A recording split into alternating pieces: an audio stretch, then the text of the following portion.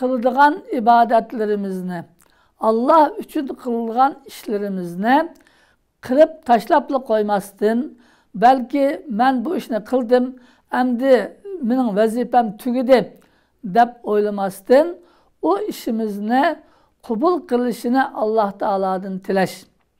Yani biz qilgan ishni, Allah'ın emrini bajarib keltirgan vaqtimizda xuddi üstümüzdeki bir yükdek, o yükni tamam qilib tugitib, o yükten qutulup ketgandek mundaq qilmasdan, chin ixlos bilan, chin qalbimiz bilan qitir qilib, Alloh taolo qanday qilsam qabul qilar degan umid bilan texmi yaxshi qilishga, Alloh taologa arziydigan bir şekilde qilishga tirishish ve o ishni qilgandan keyin onu Alloh taoladan qabul qilishini tilab, Alloh taologa yalvarib duo qilish.